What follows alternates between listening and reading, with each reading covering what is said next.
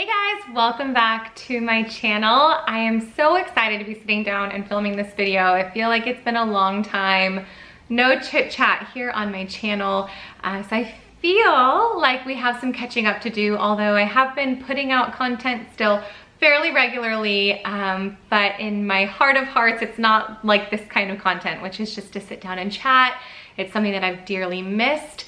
I'm gonna kind of fill you in on what's been going on in my life, what's going on in my channel, and then some other fun topics. So if you don't remember, a few months ago, it was in February, I started what I was hoping to be a monthly series on my channel where I just share on some different topics each month, some homemaking and faith stuff and favorite purchases and like a little coffee talk kind of thing where we just sit and chat.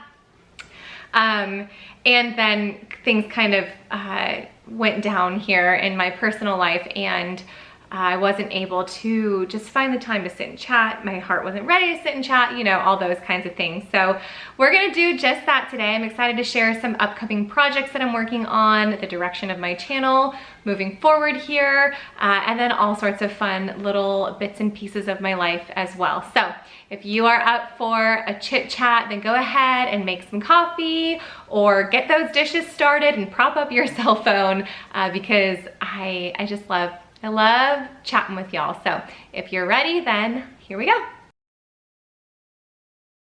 All right, so I have a list of topics here that I started to put together when I was wanting to begin this series back in February, and those topics are what I'm working on, kind of what's going on in babyland, postpartum life here, adjusting as a family of 7, a faith-based something or other that I'd like to share, favorite finds and purchases, homemaking and personal goals, what I'm reading, some homeschooling stuff. I'm gonna go ahead and do this in reverse order. So last time I shared, I went in the opposite direction. I started with homeschool, ended with some things I'm working on, and I wanted to switch it around this time.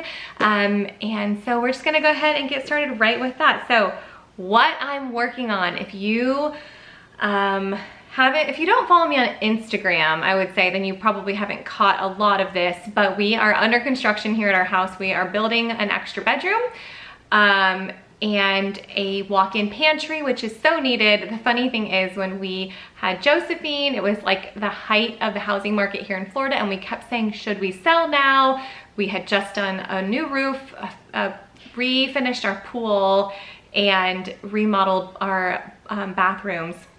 We were like, this is the time. If we're gonna sell, we should sell now. And if we're gonna stay, let's lock it in and decide to stay right now. Let's like get it out of our minds and commit.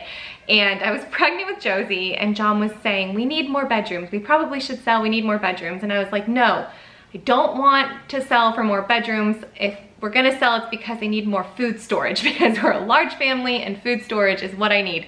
I'm like, we can sleep anywhere, but we really need more space for food. And lo and behold, John caught a vision and we were able to stay, which is what we really wanted to do. We love our neighborhood. We love not being in an HOA. We love our pool. We love the people in our neighborhood. And we knew that some of those things would have to be sacrificed if we wanted more square footage. But thankfully, this is John's line of work. And so he went to drawing some blueprints, and we have added an extra bedroom, walk-in pantry, refreshed, like remodeled a laundry room space that wasn't there before, and had a little space to add a home workout space in the midst of all of that. So that has been where I've been for the most part. Anytime I've been able to sit down and film, we have someone here working on something, but all those projects are coming to an end now. Bella's bedroom is the last thing that has to be done. In a few weeks, I take off and head to North Carolina, and John typically stays behind and then flies up and meets us for the second part of that trip. And when I do that is when the drywall people are coming to do her room. And so then it'll just be all about the decorating. So that's been really fun, something we've been working on. When I share some favorite finds, I'm gonna take you guys into the new pantry and show you a bit of it, but I do plan to finish organizing that and do a full pantry tour this summer because I'm very excited about it. It's beautiful. John mostly did that part himself. And then I also, if you don't know, we redid our homeschooling room, completely redid it. It's completely different now. I can't wait to show that to you guys. that will be coming up very, very soon. I just ordered the final piece to that puzzle. It's an engraved poem that's going on the wall that I'm super excited about. And so I will take you guys in there this summer as well. Literally, we're on like the last couple days until I can film those videos and get them scheduled. Looking for baskets for the laundry room, waiting for that poem to come in, and then we're all set to go.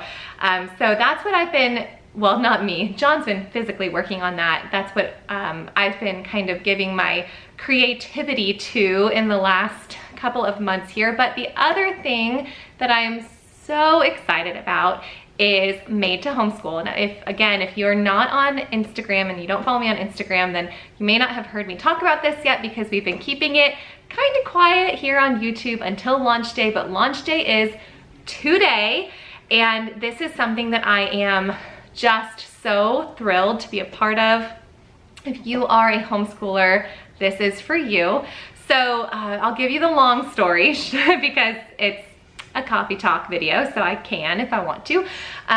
So about a year and a half ago, I started playing around with the idea of channel membership, and I really started to make some plans for the content that I would do for channel membership. It was around the same time that some other people that I know and love were starting memberships, and I started to get a little conflicted about it because a lot of channel memberships for a lot of different creators, I just felt like that wasn't what I wanted to do to the people that I really enjoy sharing content with. I didn't necessarily have anything that I wanted to block anyone out from, and I also didn't want to ask people for more, for them to give more money when they were giving money to other really great content creators. And I just didn't want to do that to people all at the same time. Like I said, there were other people who were starting that who I was like, I love their vision and what they're doing. And so I pulled back a little bit because I just felt like it was all at once and I didn't want to jump on board that train at the time. I also just was not sure that what I wanted to create was that YouTube was the right place to create that membership. I really couldn't figure out exactly what it was that I was going for, but it wasn't that. So it just didn't quite fit right. It was a closed door, and I thought, I don't know what open door I'm looking for, but I'm just gonna wait on the Lord. I've always loved the idea of faith-based community. I've always wanted to write faith-based things. I've considered, toying around with writing a devotional, making online devotionals on my old rusty old blog that I haven't used in years. There's a direction that I want to go. A few years ago, and I said this to the people who started Made to Homeschool, a few years ago on my channel, I decided I really needed to pick a lane, and that lane was either like merch, like going toward like branding my content and kind of making YouTube more of like a career focus, or ministry. Continuing in the direction that I was going with the intention of using it to encourage and equip homeschoolers and homemakers and mothers and families. And I felt that fork in the road about a year and a half ago, and I decided we're veering toward ministry as much as, as possible here. And I'm gonna just look for those type of opportunities, less brand deals, more of like a mission statement kind of a mindset over here. Thank the Lord that about, I wanna say like 4 or 5 months ago, someone reached out to me who connected me with Brandon and Brigitte, who started Made to Homeschool. And I think one of the first things I said to them was, this is exactly what I've been looking for. I just didn't know exactly what I was looking for. And I'm so thankful to be a part of it, to be a part of this, from the ground up team. The entire team is amazing. Everyone's been putting in so much work. And it's just such a beautiful vision. Every single person who is working on this has the same vision of ministry, of encouragement, and their hearts are they're just in it. They're in it for the community. And so Made to Homeschool is launching today. So when you're watching this video, you can actually click a link in my description box and go sign up. It is a community for homeschoolers that is created by Christian content creators, and it's just a wonderful concept. I've never seen anything like it. It has, you're gonna get a new daily article or video from different contributors. Every day there's gonna be a new piece in the content library. There's also circles, which is like community posts and community messages where you can share and encourage and chat with the content creators like us, but also with one another, and just build community, encourage one another, pray for one another, pour your heart out on the hard days and be encouraged back. There's also going to be workshops, and I will talk about that in just a minute. And there are going to be opportunities to have private consultations with people as well. So I'm really excited about this. Like I said, the launch is today. So make sure you click that link down below if you're interested. I'm gonna go ahead and share just to give you a peek at what we've been working on for the past few months, and then I will talk about the workshops. Made to Homeschool is an online homeschooling community by homeschooling parents for homeschooling parents. It's a one-of-a-kind membership service crafted by homeschooling parents just like you.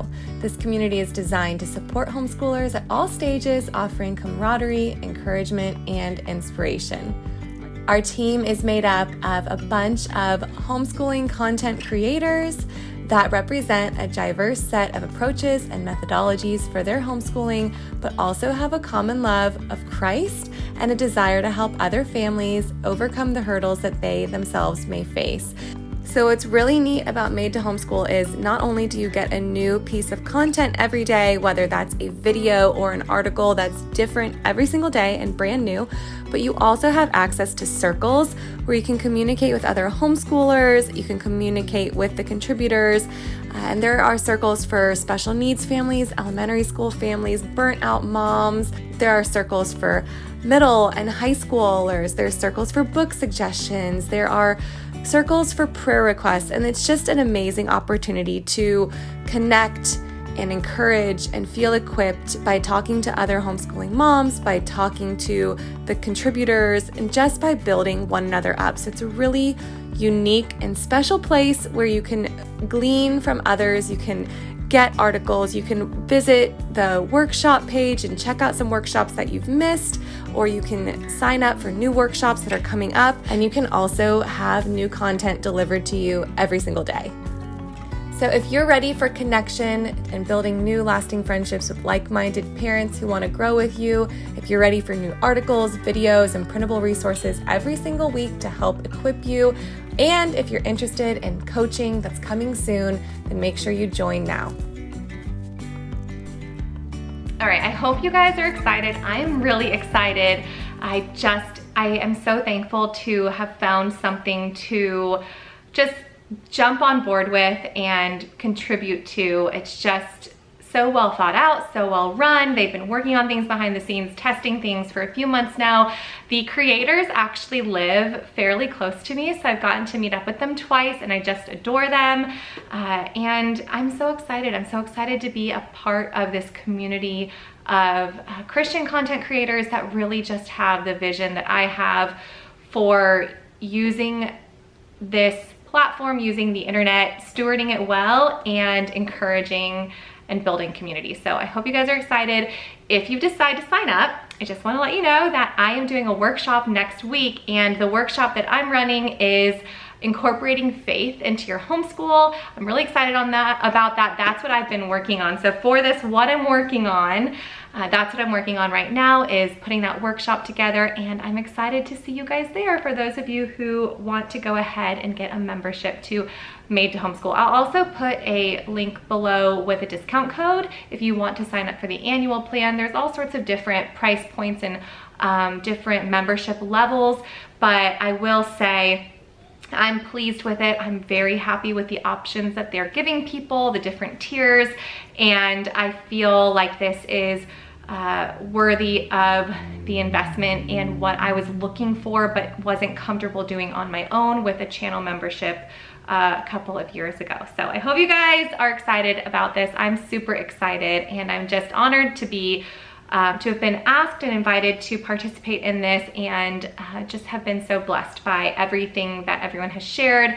Yesterday I posted in the Burnt Out Moms circle and just shared an encouraging bit of wisdom that was shared with me. And then to have everybody commenting and sharing on that has been amazing. There's a prayer request feed, and I'll go through there whenever I'm just sitting still for a couple of minutes and just pray for the other moms, let them know I'm praying for them. There's a special needs circle where you can encourage one another or just ask for advice or opinions, and it just is such a beautiful community. So, oh, and there's also this too, there's also like circles just for middle schoolers or for parents of middle schoolers, parents of high schoolers. So that's been neat too, because I'm able to kind of share some of my favorite middle school resources here and there, but also glean from the high school mamas, because that's where I'm heading next. So that's been cool as well. And I just love, they have some members in there who have, who got early access. And so we've been kind of,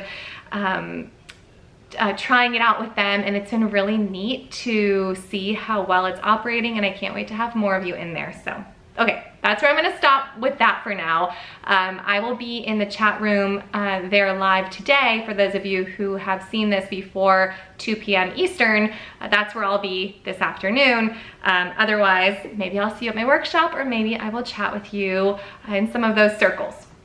So, that's what I'm working on. Made to Homeschool workshop and content. It's been really, really fun. It's been great to, okay, I'll say one more thing.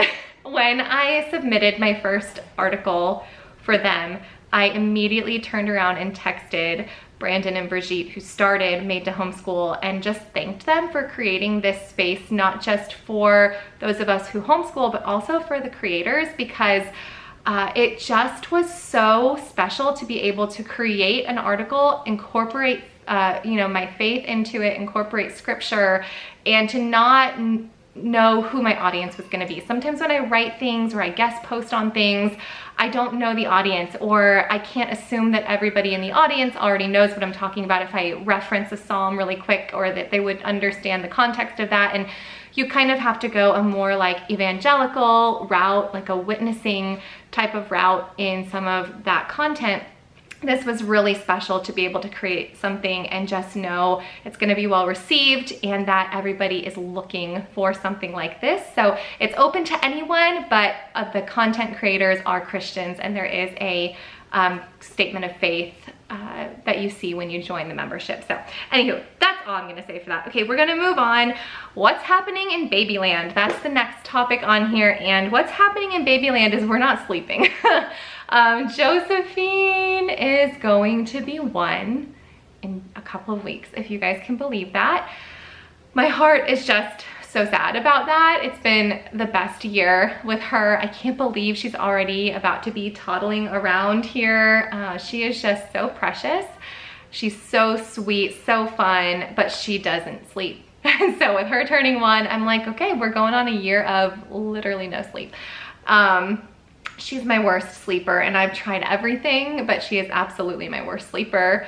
And so yeah, that's all I've got to say about that. Like, we're just literally, we don't do it. We don't sleep. The other night, she was up until 4:30.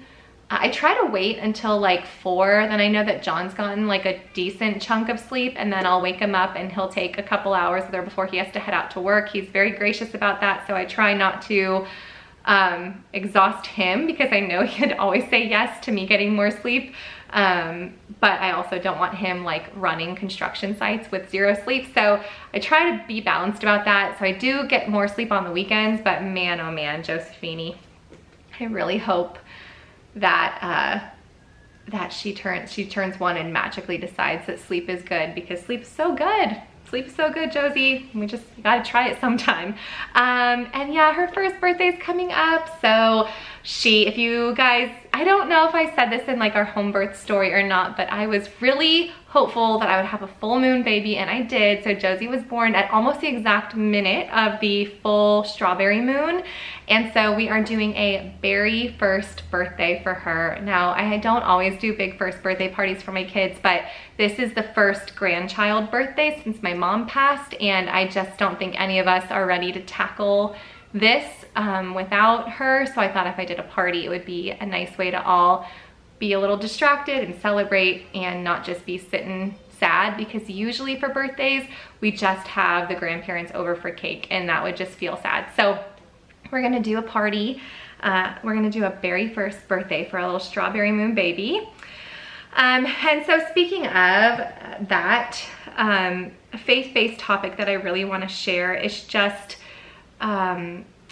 what the grief of losing my mom has done for my faith and the faith of those around us. So for those of you who don't know, I'll give you the short story here. My mom was fine, seemed completely fine. Beginning of March, was diagnosed through a series of events, minor events. We found out she had cancer. We brought her over to Moffitt in Tampa, where she spent 3 weeks, and without ever having chemo or anything like that, just came home on hospice. She was given a few months to live. She came home on Good Friday. She passed away on Easter Sunday. It was all in all about 28 days, I want to say, from beginning to eternity. So in so many ways, it feels like a car crash or whiplash. Like, it happened very fast. I don't think in 3 weeks time or so you can really catch up with that kind of news and be prepared. And so I would say that, like,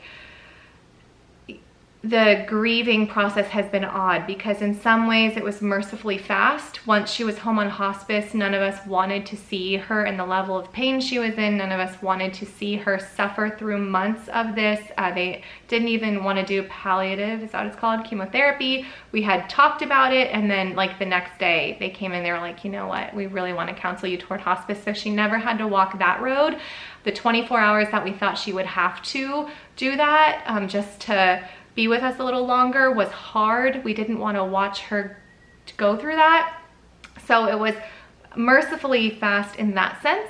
And then in other ways, it happened so quickly. I didn't have time to emotionally prepare, and I often pick up my phone to call and text her. I did life with her every day. You know, I didn't see her every day, but she lived in my neighborhood and we talked every day. She was part of my kids' lives in some way, shape, or form every day. She was very involved with, you know, the dance and the karate, and she was my kids' biggest cheerleader, and she was my biggest cheerleader as a homeschooling parent. She always made me feel like I was making her proud, which was so special. And the reason that I believed her is because she gave me so much encouragement in the faith. Like, she would always redirect me toward eternal thoughts. She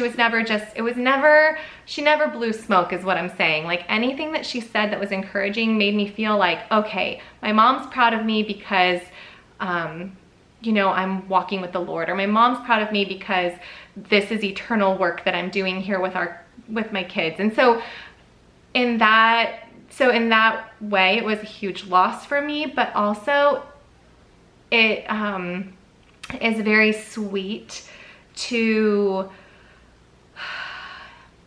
I guess, to recognize that it's not a replaceable relationship, because it was one that was just focused on eternity. And so I don't want to fill in the gaps with another physical person, because I've gone to call her before, and then I'm like, oh, I can't call her. Who do I call? And then I think, well, I want to call her because I want to be encouraged, or I want to call her because I'm excited and joyful and want to share something. And then I realize that that's a gap that can only be filled by the Lord, and that she was already filling that space with eternal thoughts. And so that has been an opportunity for me to just consistently redirect toward prayer, toward the Lord. It really strengthened my faith and my focus on eternal things. I know that in the days leading up to her passing, I knew it was coming soon, and I would go to sleep, and bedtime, I'm a busy mom, right? I have 5 kids. Bedtime's when it would all hit me for the day, and I would start thinking thoughts, and like, I don't want to be thinking thoughts at bedtime.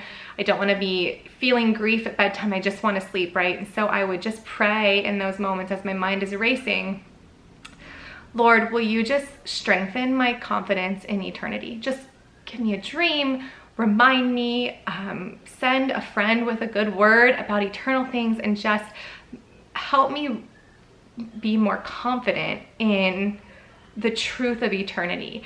And he always did. He always did. There are so many stories that are so personal that I don't think I'll share them here. I may write them one day, write them down, share on Instagram. I tend to like share thoughts more freely when I'm writing something, so I may do that someday. But oh, God has been so gracious, and he was so good, and he was so near to us in those days and in that grief. And now it's been a couple of months and life is kind of getting back to normal, and I, in some weird way, miss that heavy grief that was that initial grief, because I just felt the tangible presence of my Savior, and he was my comforter, and he was my friend.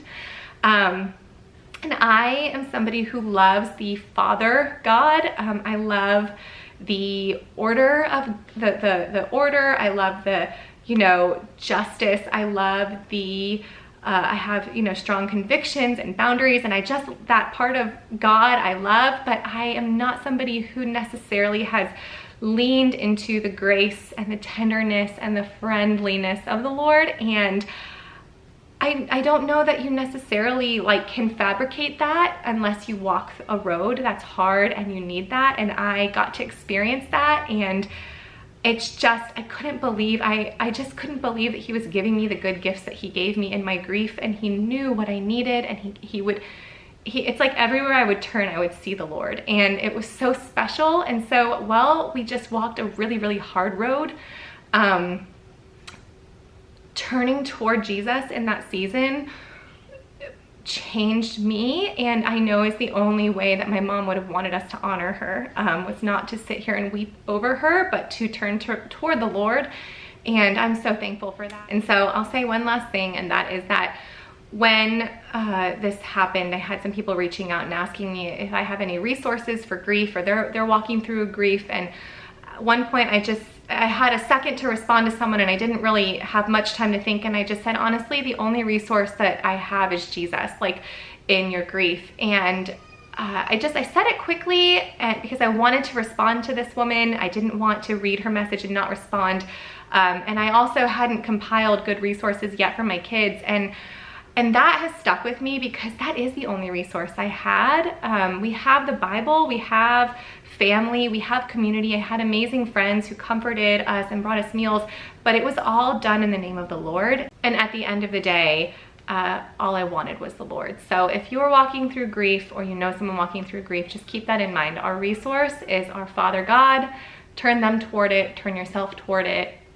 You just can't imagine how he really can turn your mourning to dancing, and I couldn't have imagined that until I had seen his hand through it all myself. So, okay, I'll share one more thing on this topic, and then I'll move on to other things, because I didn't want to make this whole video about this.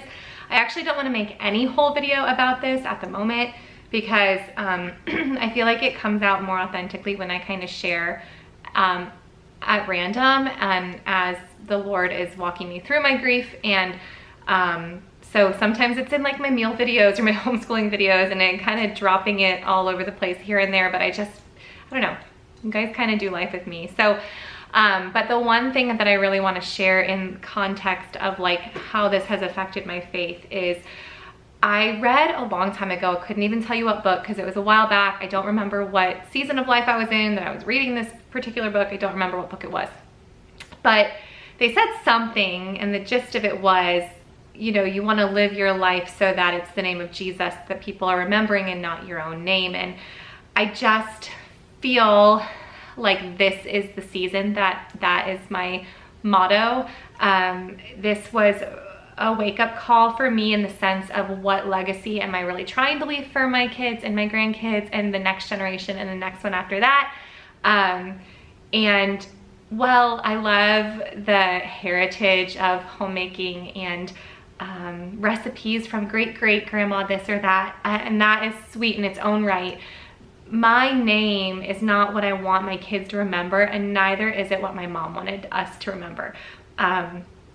The gift that she left me with was confidence in eternal things. She grew in her faith until the moment of her last breath. She was talking about how excited she was to go home and to be with Jesus. And so even in her final days and hours, that's where she was pointing us. And well, it's so sad to not have her. What I was left with was something far greater than my mother physically with me. I was left with something to live for, and to want to share. It's a true gift that you can give your kids. And I just think that John and I have talked so much about the gift of being a second generation Christian, and the responsibility of it, and how we shouldn't just, if we were given the gift of faith from our parents, if they modeled that for us and then we chose to walk in it, they have started paving the way for us. And even more so if you have generations of faith ahead of you, you know. I feel this even more so because I was adopted into the family that I was raised in. My mom and dad adopted me, and so I feel like I was truly just plucked out and given the best gift of faith. And that's what I just have been so wanting to walk in for my kids, is I want them one day to be left with a couple of my recipes, but with the hope and the confidence in eternity and a fire to share that with others, and just the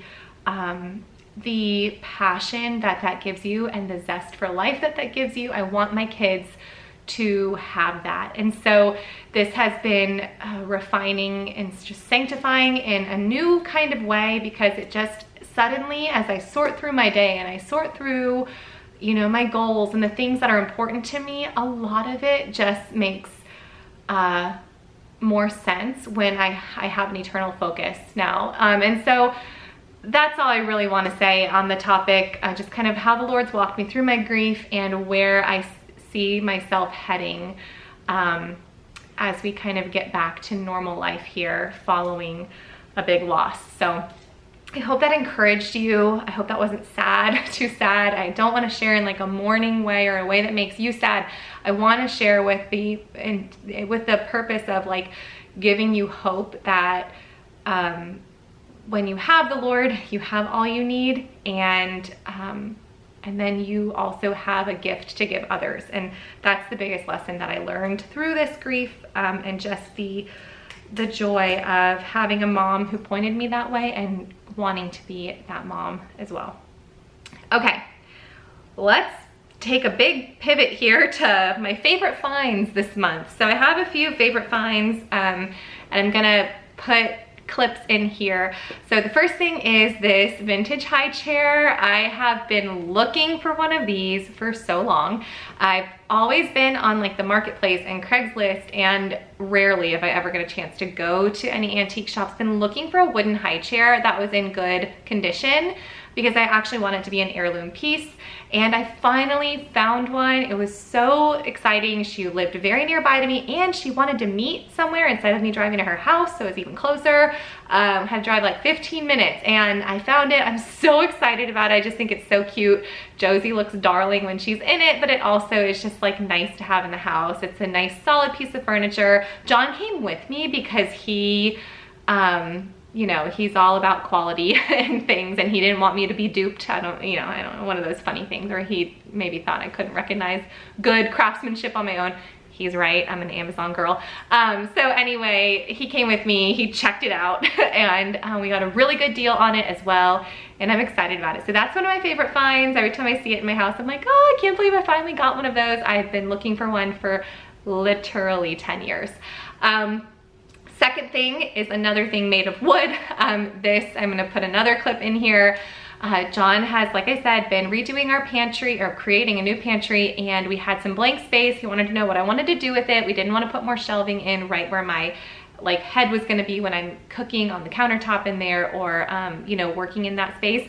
And I was like, what about some cookbook shelves? And he found some, and they were very inexpensive and a pretty way to display my cookbooks. And I'm very excited, because if you don't know this about me, one of the like weird little things I don't share much is I love collecting vintage cookbooks, and I'm highly selective with which ones I collect. So as of right now, we have like my daily use cookbooks up there, but as we get to fall and the holidays, I have so many beautiful old cookbooks, and some were gifts that were given to me by people as well. And I just thought it'd be so fun to display seasonal vintage cookbooks in there. And so these shelves were really cool. And then the last thing I want to share that's made of wood is I finally found a Montessori climber set for Josephine that was made in America. I was looking for one that was made in America because she's probably going to be chewing on it and all that jazz. And I found one, and it was also fairly inexpensive compared to the market cost of them. And so I'll link that below. That was found on Etsy by Play Wilder Toys. She's loving it. She is my least mobile child, and so I thought this would maybe help her. Okay, the only time I really have to film like sit down chats is when John is willing to take the kids to karate or dance for me, because he's not typically home before they have to go, but that's today, and so my lighting's a little funky, and I just tried to fix my lighting, and I think I made it worse. So whatever, we're gonna move through this a little faster now. So yes, the wooden pieces I was talking about, I am in no rush for her to be mobile, but I also think she could use some support because we carry her literally everywhere, and she knows it. So she's been really enjoying that. I've been loving it, and I'm happy to have that piece. I see that also as an investment piece. And then the last thing I want to share that like is a fun find or a purchase I'm excited about is this, The Law's Guide to Nature Drawing and Journaling. Now we did how to teach nature journaling this year in our co-op. I taught that with that book, and I'm just gonna spend some time this summer working through this. So it is learn how to assemble a curiosity kit, focus awareness, enhance your memory, and catalyze your creativity, make fast and accurate field sketches, develop techniques for using graphite, colored pencils, watercolors, and gouache. Is that how you spell it or how you say it? I don't remember. Avoid common pitfalls of nature drawing and draw animals, wildflowers, trees, landscapes, skies, and more. And I'm very excited. I've gone through this and taken a peek at some of the lessons, and I'm excited to use this next year in our co-op to kind of, because I'll be teaching nature again if I get my way. I was gonna throw it out at our next meeting. And so I want to be prepared to share that I would like to teach again, and this is my idea. I don't think anybody else is like wanting to, so I don't think I'd be taking it from anyone, but I'm open to it if somebody else would like to. Regardless, I'll be using this in our homeschool, and so I want to spend some time this summer working through this myself, so I feel confident using it in co-op. But I just, these books have been a godsend. I love them. So this is another fun purchase that I'm excited about. And yes, I will be doing a sample lesson from the How to Teach Nature Journaling book, because that has been highly requested whenever I share about that other book that I used. Okay, what else do I want to chat about here? Okay, homemaking goal. It's all about summer schedules and routines right now. So I want to come up with my summer meal schedule, the breakfast and lunch rotation. I've done that. I've done videos on like the rotation, the food rotation that we do in our house. I haven't done videos on that this year, like any meal planning videos, but I will be sharing our summer breakfast and lunch rotation for this year. I think it's just helpful to keep things simple and, you know, kind of have like the same routine. So I'm working on that right now. And then with that, I want to do some meal prep specifically for breakfasts, because that tends to be the one that slips through the cracks. And so I thought I would go ahead and do like a bunch of baked oatmeal and freeze it, muffins, breakfast burritos, things like that. So I might film a video for that as well, but mostly I want to do some of that meal prep and just have some things prepared so that I can enjoy the summer a little bit more with the kids instead of just always being in homemaking mode. And a summer cleaning schedule. I love using empty space, so I love using summer or using school breaks when we have a week off here and there to get ahead on things. And so one thing that I really want to make a little more habitual and like have a good routine in that could use some strengthening is my cleaning routine. And especially now that we have like a little toddler around, I would like to revamp that, figure out what's gonna work for us, work on it over the summer, and then be in a good habit of that when we start our school year. So that's kind of my homemaking goal. And then my personal goal is also to use the summer to film the kind of content that I just really love. filming content is very life-giving for me if it's specific content like sit-down chats and sharing things, and I love curriculum and all that kind of stuff, and I just haven't had a lot of time or space for that in the last year since having the baby. And it's not that the time wasn't made available to me by John. He would have gladly taken the baby so I could do that, but every time I had the opportunity to, I just felt like called to something else in my home or to spend time with my kids in a different way. So like I could sit down and do gel nails with Bella or do watercolor with the kids or just be with them or sit down with John and just chat. And so I feel excited about doing that this summer, using some more of the blank space in my summer to do some of those videos. And I think once I make a bunch of those and get ahead on some of that content, then I'll be able to move into the fall doing that, because it is a creative outlet for me and I forget that until I sit down to start filming videos, and it just makes me so, so happy. Okay, what I'm reading right now, and then the last topic is like anything in our homeschool. So I've got a lot of books that I'm reading right now.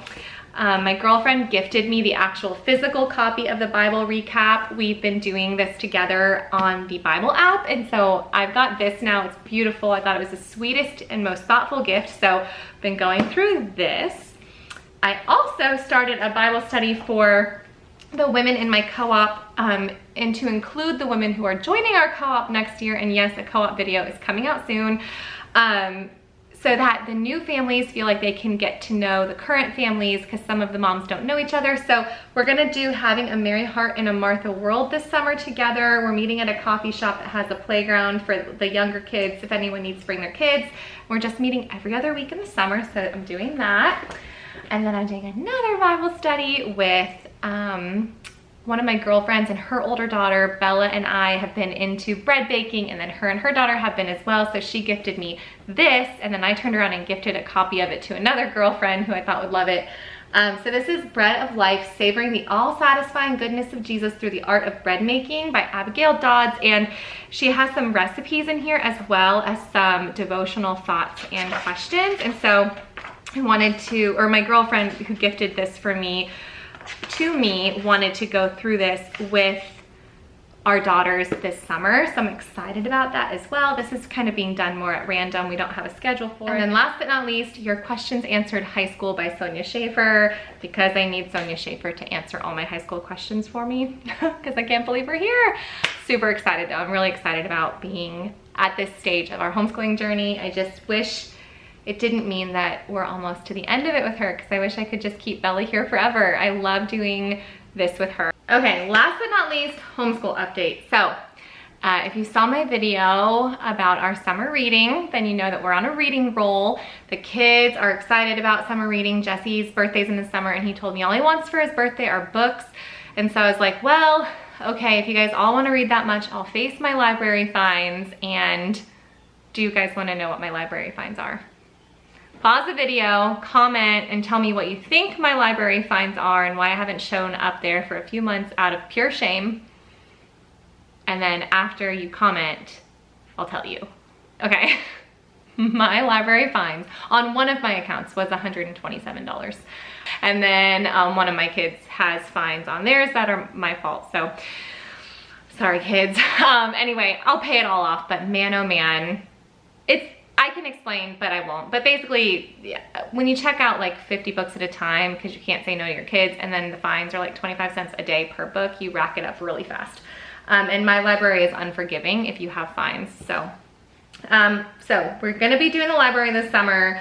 We just had history night, which is so fun. My kids, it was our 7th year of doing history night. I have a video on this if you wanna link, click that video and see what our annual history presentations look like. This year we were in the ancient world, so Bella was, hold on, why is my brain not doing this? Okay, Annie was, whoa, it's all gone. What were my kids? It was literally just a few days. Okay, in my defense, this is the first year that they did their projects completely on their own, from their speeches to their boards and their research. So this is why it's not cemented in my brain. So we're gonna start with Annie, who I did help. She was an Olympian from ancient Greece, so she did a presentation on ancient Greece. Eli was Moses, And so he talked about just like Egyptian culture at the time and Israelites and all that. Jesse started off as a Roman soldier, switched to a gladiator, and then Isabella was, oh, what's her name? The goddess of the harvest. It's totally slipped. Oh, Demeter. And then her friend Joel was